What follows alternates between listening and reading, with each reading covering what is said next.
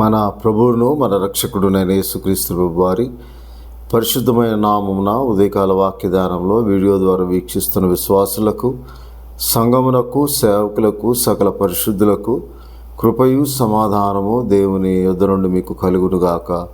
Amen. ఉదయకాల వాక్యదానము యెషయా గ్రంథము 2వ అధ్యాయము 18-19 వచనాలను మనం ధ్యానం చేసుకుందాం. 19వ వచనము: యెహోవా భూమిని గడగడ వణికింప లేచినప్పుడు ఆయన భీకరమైన సన్నిధి నుండి, ఆయన ప్రభావ మహాత్యం నుండి మనుషులు కొండల గుహలలోనూ దూరుదురు, నేల బొరియల్లో దూరుదురు. ఆ దినంలో యెహోవా భూమిని గజగజ వణికింప లేచినప్పుడు ఆయన భీకర సన్నిధి నుండి, ఆయన ప్రభావ మహాత్యం నుండి కొండల గుహల్లోనూ బండబీటల్లోనూ దూరవలన ఆశతో నరులు తాము పూజించుటకై చేయించుకున్న వెండి విగ్రహములను, సువర్ణ విగ్రహములను ఎలుకలకు, గబ్బిలములకు పారవేయును. కాబట్టి యెహోవా దేవుడి యొక్క, మన యేసుక్రీస్తు ప్రభు యొక్క 2వ రాకడ సమయంలో ఆయన మేఘారూఢుడై వచ్చుట చూచి అనేకులు రొమ్ము కొట్టుకుంటారని, అలాగే ఆయన సింహాసనాసీనుడై వచ్చుచున్నప్పుడు ఆ మేఘారూఢుడై వచ్చి ఉండి సింహాసనాసీనుడై రాబోతున్న మధ్యకాలంలో జరగబోవు దేవుని ఉగ్రత, కృమరింపు, దేవుని ఉగ్రత దినముల్లో జనులు మరణమును వెతుకుదురు కానీ అది వారికి దొరకదని రాయబడి ఉన్న ప్రకారం యెషయా గ్రంథంలో కూడా ఈ ప్రవచనము రాయబడి ఉన్నది. యెహోవా భూమిని గజగజ వణికింపలేచినప్పుడు అనే మాట అక్కడ రాయబడి ఉన్నది. కాబట్టి యెషయా గ్రంథము 2వ అధ్యాయంలో 2వ వచనంలో అంత్యదినములలో అనే మాట అక్కడ రాయబడి ఉన్నది. కాబట్టి యెహోవా పర్వతము పైన, యెహోవా మందిర పర్వత శిఖరమును స్థిరపరచబడి కొండల కంటే ఎత్తుగా ఎత్తబడును. ప్రవాహం వచ్చినట్టు సమస్త అన్యజనులు దారిలోనికి వచ్చెదరు. ఆ కాలంలో సియోన్లో నుండి ధర్మశాస్త్రం, యెరూషలేము నుండి యెహోవాకు బయలువెళ్ళును. జనములు గుంపులు గుంపులుగా వచ్చి యాకోబు దేవుని మందిరమునకు, యెహోవా పర్వతమునకు మన పోదము, వెళ్ళుదము రండి. ఆయన మార్గము, తన మార్గముల విషయం మనకు బోధించును, మనం ఆయన త్రోవలో నడుతామని చెప్పుకుందరు. కాబట్టి ఆయన భీకర సన్నిధి నుండి, ప్రభావ మహాత్యం నుండి 10వ వచనంలో, 2వ అధ్యాయం 10వ వచనంలో బండబీటల్లోనికి దూరము, మంటిలో దాగి ఉండము. ఆ దినమున యెహోవా మాత్రమే ఘనత వహించును. 12వ వచనంలో అహంకారాతిశయము గల ప్రతిదానికి, ఔన్నత్యం గల ప్రతిదానికి విమర్శించు దినము ఒకటి సైన్యంలోకి అధిపతి యెహోవా నియమించి ఉన్నాడు.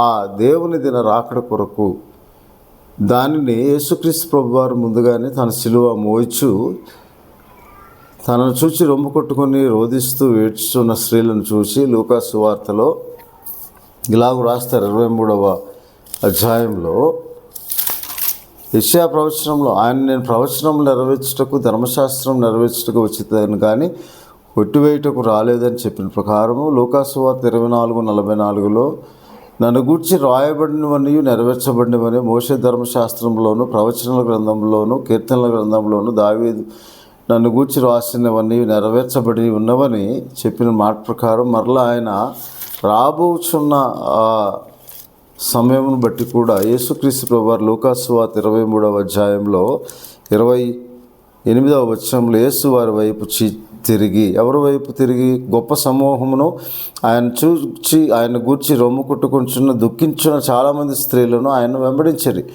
వారిని చూచి వారి వైపు తిరిగి, యెరూషలేము కుమార్తెలారా, నా నిమిత్తం ఏడవకుడి, మీ నిమిత్తమును మీ పిల్లల నిమిత్తం ఏడవుడి అని చెప్పి 35వ వచనంలో అప్పుడు మా మీద పడుడని పర్వతములతోనూ, మమ్మల్ని కప్పుడని కొండలతోనూ జనులు చెప్పసాగుదురు అని రాయబడి ఉంది. ఆ రాబోయే కాలంలో సంభవింపబో సంగతులను గురించి యేసుక్రీస్తు ప్రభువారు ముందుగానే ప్రవచించారు. ఆయన శిలువ మరణం పొందే సమయంలో కూడా దాన్ని జ్ఞాపకం చేస్తూ ఉన్నాడు. అది జరగబోతూ ఉందని ముందుగానే యేసుక్రీస్తు ప్రభువారు ఆ ప్రవచనం ఎత్తి దాని గురించి మాట్లాడారని దేవుని వాక్యంలో రాయబడి ఉన్నది.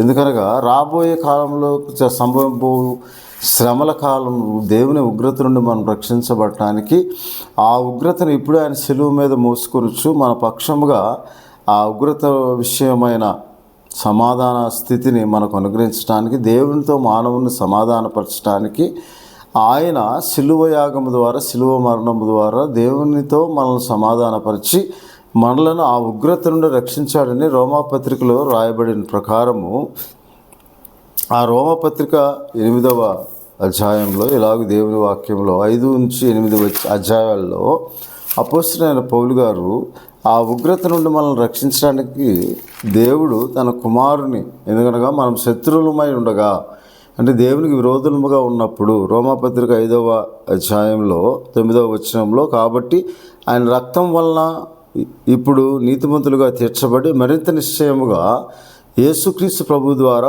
ఉగ్రత నుండి రక్షింపబడుతుంది. ఎలాగనగా మనం శత్రువులమై ఉండగా ఆయన కుమారుని మరణం ద్వారా మనము దేవునితో సమాధానపరచబడిన ఎడల సమాధానపరచబడిన వారమే ఆయన జీవించుట చేత మరి నిశ్చయంగా రక్షింపబడుతుము అని దేవుని వాక్యంలో రాయబడి ఉంది. ఆయన మనలను ఆ సంభవింపు సంగతులు కాలంలో, రాబో కాలంలో దేవుని ఉగ్రత పాత్ర కుమరింపబడినప్పుడు తప్పించుకోవటానికి, ఇప్పుడే ఆ ఉగ్రత నుండి మనల్ని రక్షించటానికి యేసుక్రీస్తు ప్రభు వారు శిలువ మరణం ద్వారా ఆ శిలువ యాగం చేసి శరీరం నలగొట్టబడి మన అపరాధ పరిహారార్థ సమాధానార్థ శిక్షను తండ్రి ఆయన మీద మోపి మనకు సమాధాన స్థితిని అనుగ్రహించి ఉన్నాడని దేవుని వాక్యంలో రాయబడిన ప్రకారము అందరూ రొమ్ము కొట్టుకుంటూ ఉన్న సమయంలో మీరు ఇప్పుడే సిద్ధపడండి. ఆ దినము అది దేవునికి, తండ్రి అయిన దేవునికి మాత్రమే తెలిసిన దినము. జకరియా గ్రంథము 14వ అధ్యాయంలో ఇలాగ 7వ వచనం, ఆ దినము ప్రత్యేకమైనదిగా ఉండును, అది యెహోవాకు తెలియబడిన దినము, పగలు కాదు రాత్రి కాదు, అస్తమయ కాలంలో వెలుతురు కలుగు.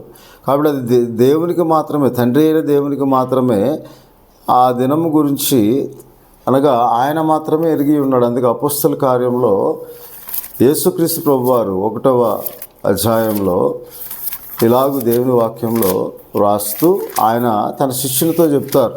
ఏమని? అపోస్తల కార్యము 1వ అధ్యాయములో 6వ వచనం, కాబట్టి వారు కూడి వచ్చిన ప్రభువా, ఈ కాలమందు ఇశ్రాయేలునకు రాజ్యము మరలా అనుగ్రహించదు అని ఆయన అడుగగా, ఆయన కాలములో సమయంలో తండ్రి తన స్వాధీనమందు ఉంచుకున్నాడు, వాటిని తెలుసుకుంటా మీ పని కాదు అని దేవుని వాక్యంలో రాయబడి ఉంది.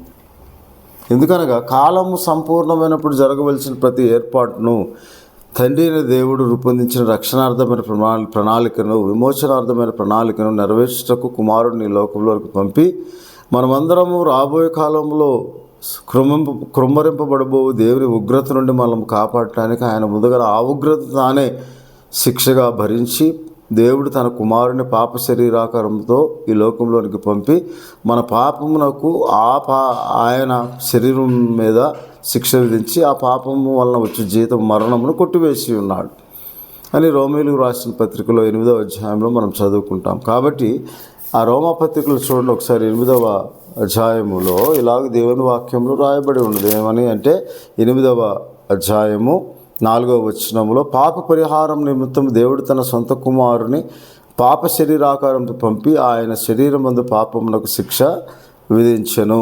ఆ శిక్ష విధించుట అనగా ఉగ్రతను, సర్వమానవాళి పాప పరిహారార్థమే మనం పొందబో ఉగ్రత నుండి, రాబో కాలంలో సమీప ఉగ్రత నుండి మనల్ని రక్షించడానికి ఇప్పుడే ఆయన శరీరం వలన వచ్చిన పాపము, మానవుడు ఆత్మ సంబంధంగా సృజింపబడి శరీర సంబంధంగా మారి జీవాత్మగా సృజింపబడి జీవించు ప్రాణిగా మారిన ఆ ఆజ్ఞాతిక్రమంలో వచ్చిన పాపం వలన వచ్చిన జీతం మరణమును ఆయన మింగివేయటం ద్వారా ఆయన నామందు విశ్వాసం ఉంచి ఆయన ప్రభువని రక్షకుడని నా కొరకు మరణించి సిలువ వేయబడి మరణించి తిరిగి లేచి పునరుద్ధానుడై తండ్రి కుడిపార్శ్వమున ఆసీనుడై ఉండి నా పక్షంలో విజ్ఞాపన చేస్తున్నాడని, సజీవుడిగా ఉన్నాడని నమ్మి హృదయమందు విశ్వసించి యేసుక్రీస్తు ప్రభు అని నోటితో ఒప్పుకునే వారందరూ ఆ ఉగ్రత నుండి రక్షింపబడతారు. ఆ పాప శరీరాకారంతో తన కుమారుడిని ఈ లోకంలోనికి పంపి కాలం సంపూర్ణమైనప్పుడు జరగవలసిన ఏర్పాటును బట్టి కాలములు సమయంలో తండ్రి స్వాధీనంలో ఉండేవి. కాబట్టి ఎప్పుడు ఎవరికి రక్షణ అనుగ్రహించాలి, ఎప్పుడు ఎక్కడ రక్షణ ప్రకటింపబడాలో, ఎవరు రక్షింపబడతారో, ఎవరు స్వస్థపరచబడి తండ్రి చిత్తమును తెలుసుకోవడానికి యేసుక్రీస్తు ప్రభువారు ప్రతి రాత్రి కొండకు వెళ్ళి, అరణ్యమునకు వెళ్ళి ఏకాంతముగా ప్రార్థించి రేపు జరగబోవు తండ్రి చిత్తమును తెలుసుకొని ఉదయకాలంలో స్వస్థత, ఆరోగ్యము, సువార్త ప్రకటన, ఆత్మరక్షణ ఆయన పరిచర్యను కొనసాగించారు. అలాగే ఆయన ఈ లోకంలోకి రావడానికి గల కారణము కూడా గలతీ 4:4లో కాలం సంపూర్ణమైనప్పుడు దేవుడు తన కుమారుని పంపాడు. ఇక సమయం ఇది ఆసన్నమైనది, దేవుని రాకడ సమీపంగా ఉన్నది. కాబట్టి మొదట అందరూ రక్షింపబడాలని యోహాను సువార్త 3:16 దేవుడు లోకమును ప్రేమించిన ఆ ప్రేమను తన కుమారుని లోకంలో మనకు ప్రాయశ్చిత్తంగా ఉండటానికి, మన పాపములకు ప్రాయశ్చిత్తంగా, మన పాపములకు అనేకులకు ప్రతిగా విమోచన క్రయధనంగా ప్రాయశ్చిత్తం చేయుటకు యేసుక్రీస్తు ప్రభువును కాలం సంపూర్ణమైన జరగవలసిన రక్షణార్థమైన తన ప్రణాళికను ఆయన ద్వారా నెరవేర్చడానికి ఆయన పంపి ఉన్నాడు. అలాగే ఆయన వచ్చి వాక్యమును బోధించి, దేవుని రాజ్య సువార్తను బోధించి అనేకులు నా వైపు తిరిగి నన్ను నమ్మటం వలన వారు నిత్యజీవం పొందుతారని యోహాను సువార్త 14 నా ద్వారా తప్ప ఎవడు తండ్రి వద్దకు రాలేడని చెప్పి ఆయన ద్వారా దేవుడు మనలను తనతో సమాధానపరుచుకొని ఆయన ఆ సమాధానార్థమైన శిక్షను, పాప శిక్షను భరించి మనకు సమాధాన స్థితిని అనగా పాప క్షమాపణ అనుగ్రహించడానికి తండ్రికి అభిష్టమాయన. ఆ అభిష్టమాయను అనగా అతను నలగొట్టుపట్టుకు తండ్రికి ఇష్టమాయన అని చెప్పి కొలస్సీలకు రాసిన పత్రికలో అపోస్తలుడైన పౌలు యెషయా గ్రంథం 53 రాయబడిన ప్రవచనమును వివరణాత్మకంగా ఇలాగూ రాస్తూ 18 18, 19 ఆయన యందు సర్వసంపూర్ణత నివసించవలనని ఆయన శిలువ రక్తం చేత సంధి చేసి ఆయన ద్వారా సమస్తమును అవి భూలోకముందైనను పరలోకముందైనను వాటన్నిటి ఆయన ద్వారా తనతో సమాధానపరచుకునవలని తండ్రికి అభిష్టమాయను. కాబట్టి ఆ సమాధానార్థ శిక్షను 53 యెషయా గ్రంథంలో తండ్రి కుమారుని మీద మోపి మన పక్షమును విజ్ఞాపన చేసి అనేకులు తిరుగుబాటు చేయవారి శిక్షను ఆయన అనుభవించుటకు తండ్రి ఆయన నలగొట్టబడి మనకు సమాధాన స్థితిని అనుగ్రహించడానికి తండ్రి ఇష్టమైనదని చెప్పి 53 ఆయన ఇలాగు చేసి మనలను ఉగ్రత నుండి రాబో కాలంలో సమీప ఉగ్రత నుండి రక్షించడానికి యేసుక్రీస్తు ప్రభువారిని ఈ లోకంలోనికి పంపాను. కాబట్టి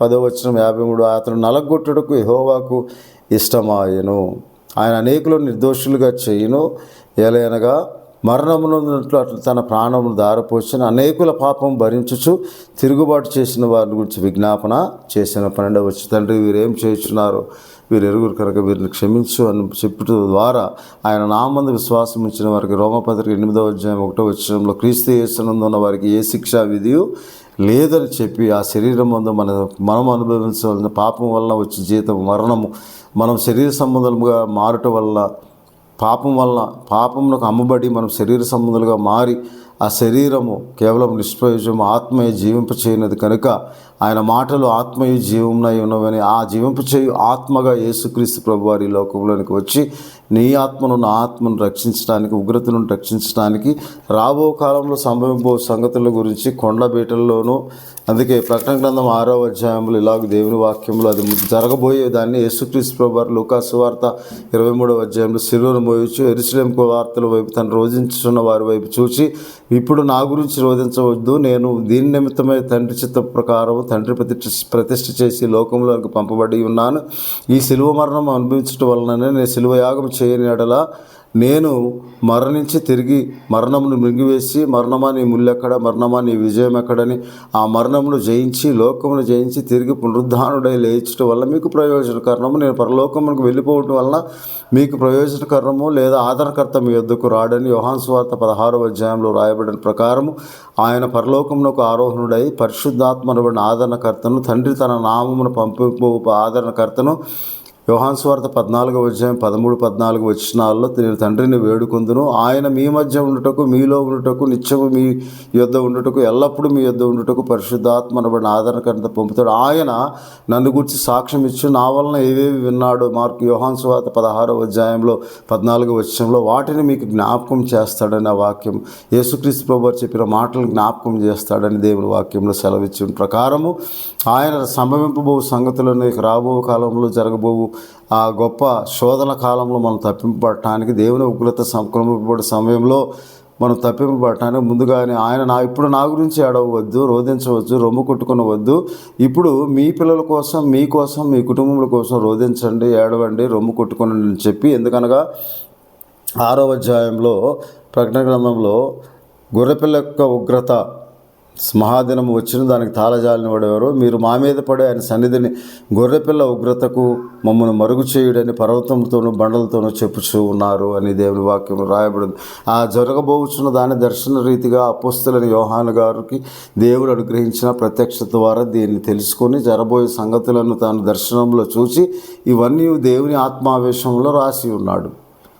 కాబట్టి లోక పాపంలో మోసుకొని పోవు దేవుని గొర్రెపిల్లగా ఆయన లోకంలోనికి వచ్చాడు, మనకు సమాధాన స్థితిని అనుగ్రహించాడు, పాపక్షమాపణ అనుగ్రహించి రక్షణకర్తగా, విమోచనకర్తగా, ఆయన ఆదరణకర్తగా ఈ లోకంలోనికి వచ్చి మనల్ని ఆదరించి తిరిగి పరలోకంలోకి వెళ్ళి తండ్రి కుడిపార్శ్వన ఆశ్రయుడు ఇంకనూ మన పక్షంగా విజ్ఞాపన చేస్తూ మనం రక్షింపబడాలని దేవుని వద్దకు వచ్చేవారి పక్షంగా ఆయన విజ్ఞాపన చేయొచ్చు.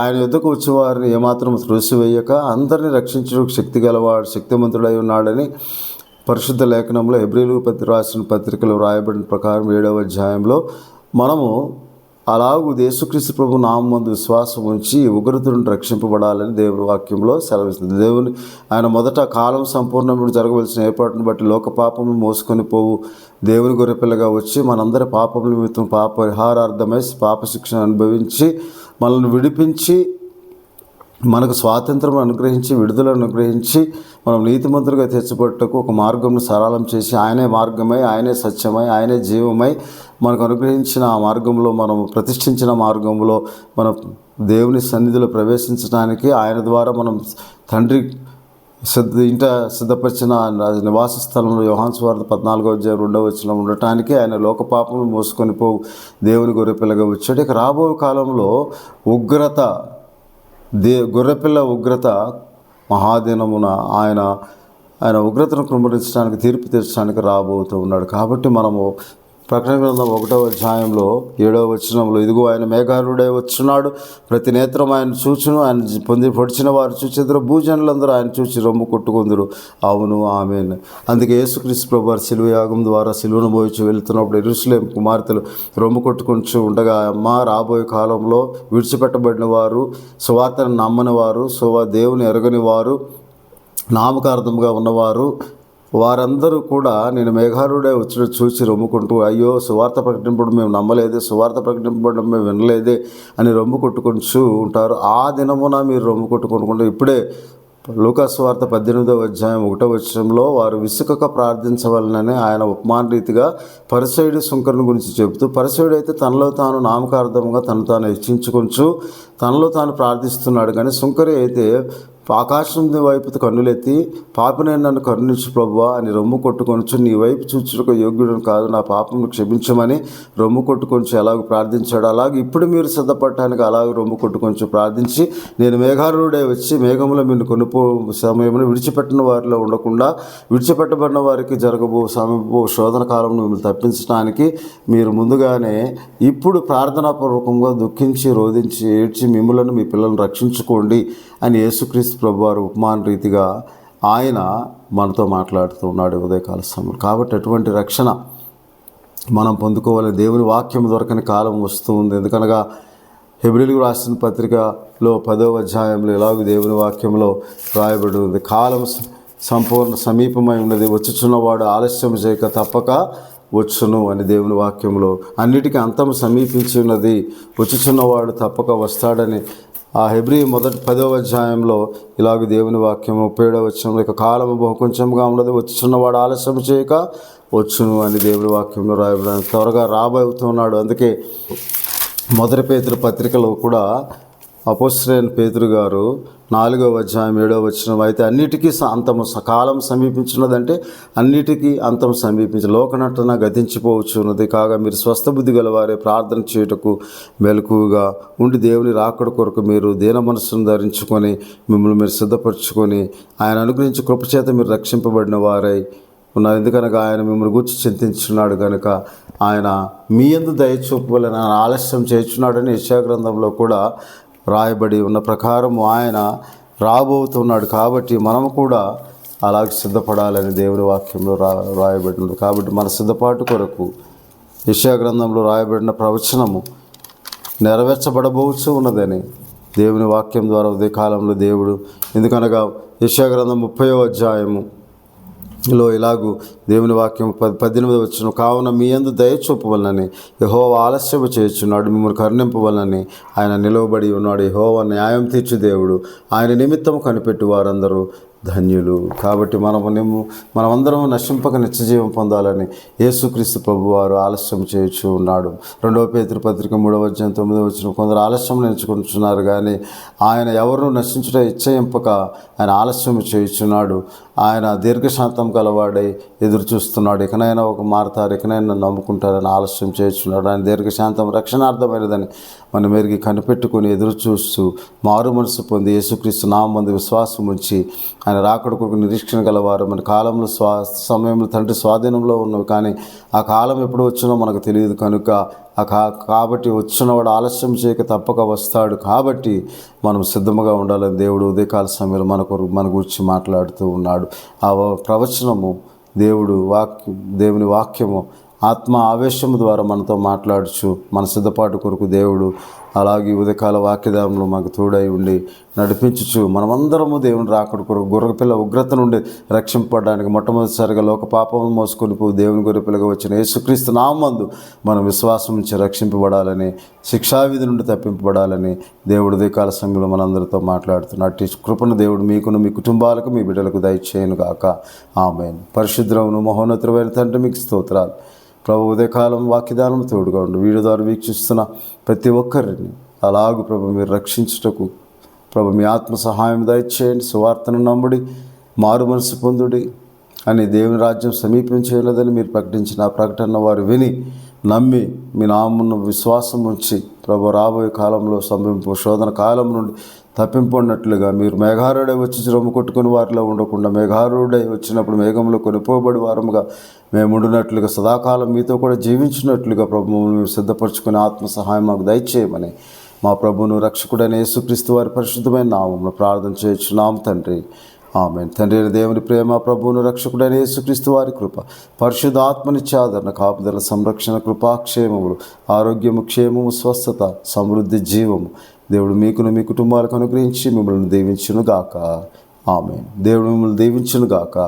ఆమేన్.